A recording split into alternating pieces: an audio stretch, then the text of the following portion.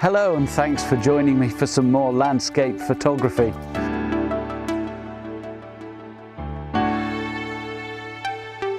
It's an absolutely beautiful evening here on the island of Anglesey. It's the middle of July. It's been a really hot day. There's hardly a cloud in the sky, but there's just a very gentle breeze to cool things down here on the coast. Now, I was heading down to the church in the sea, but as I crested the headland on the way down, I noticed that the setting sun is throwing some beautiful light across to the cliffs on the Llŷn Peninsula between Trefor and Nevin. Let me show you what I've been up to. Now, don't panic, I'm not photographing this gate. What I've been doing is taking a 6-image panorama at 135mm f/16. I also wanted particularly to get those circular hay bales in the field just there on the headland. So I'm not shooting this field immediately in front of me.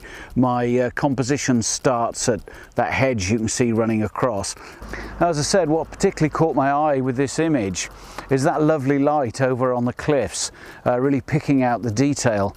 And in the past, I've been running about with my 18-140 kit lens that I got with this camera, which is a Nikkor D5500 in case anyone's remotely interested.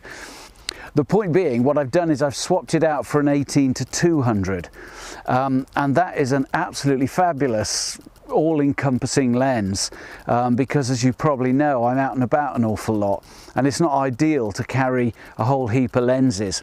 So this gives me a much better range because on the crop sensor, when I'm out at the full 200, it's the full frame equivalent of 300. So I found it really useful and I'm very pleased with the quality of it as well. And that means that this lens stays on my camera most of the time.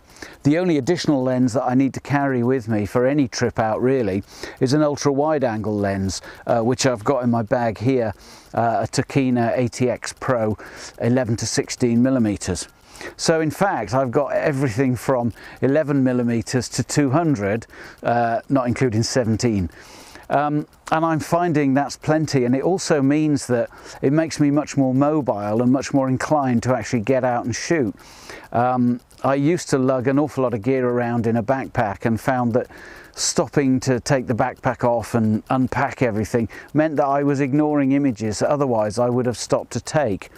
This one being a case in point.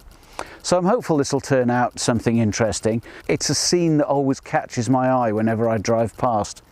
So I'm now going to head on down to the church in the sea because we're due a high spring tide in about an hour and a half. And after that, I'm going to go down to the estuary at Aberffraw after sunset because I want to shoot my entry for this month's Facebook group challenge at Landscape Photography on YouTube UK, where we've been challenged to shoot lights in the night.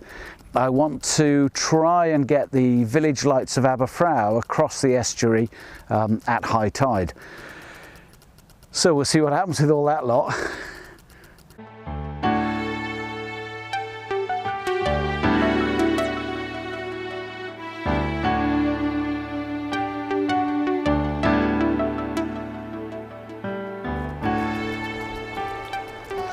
Right, well, I'm down on the beach at the church in the sea, and I've got a 3-minute exposure running with a 10-stop. This is an image I've been waiting to get for quite some time, although the colour in the sky is pretty disappointing. But what I specifically wanted was a golden hour shot of the church with a high spring tide, and the reason for that is, let me show you. The causeway that runs out to the church with the tide at this height is just a row of rocks sticking out, so it creates quite an interesting leading line, and that's why I want to smooth out the sea around it so that those stand out a little bit more. Now, high tide isn't actually due for another hour, and at that point they'll be completely submerged. So this is a really good example of waiting and timing your shot, because I've probably been waiting for this shot for 12 months. At least, I would say. That combination of the tide at the perfect height just at the tail end of golden hour. Now, unfortunately, the sun dipped behind a cloud on the horizon just as I was starting my exposure, so the light has gone. But I'm going to carry on with the image because I'm more interested in the composition.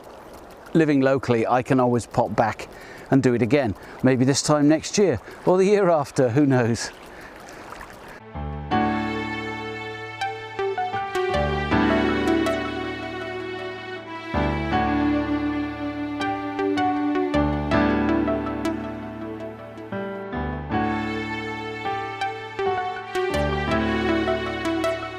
Right then, off down to the estuary at Aberffraw for part 3.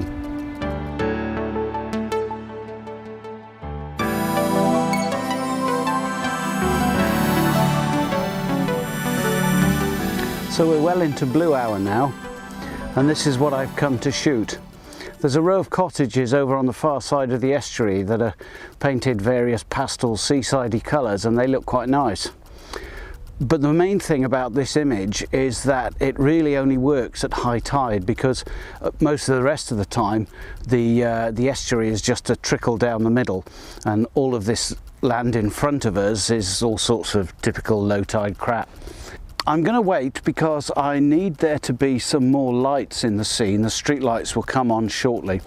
One of the advantages, and perhaps disadvantages, of being so far north and west is that the twilight at this time of year lingers on for at least an hour and a half, and we're about half an hour into blue hour now. Now, high tide isn't for about another 30 minutes or so, so that gives me time to work on my composition, and then I'll show you what I'm up to. Well, the lengths I go to for landscape photography on YouTube UK, that venerable Facebook group, I've been here for ages, probably an hour or more. High tide is actually starting to drop off now. It's a pity because that's the conditions that I've been waiting for. It looks great when there's a high spring tide filling the estuary, but as you can see, I've still got some twilight behind me, and what that means is that I'm not really getting the quality of reflections of the street lights on the water. I'm shooting at 35mm or thereabouts, f11, and I'm getting about a 5-second exposure at the moment. But as I say, the problem I have is getting those lights to really punch out into the exposure. So I'm going to stick it out because it's an image I've been waiting for some time, a bit like the one I hopefully got earlier down at the church in the sea. But I doubt if I'll be able to do any more filming tonight because the battery on my iPhone's about to crap out, and I won't have any light. So let me say once again, thank you very much for your encouragement and support. I really appreciate it. Thank you for watching, and if you haven't done it yet, why not subscribe now and join me next time. Cheers.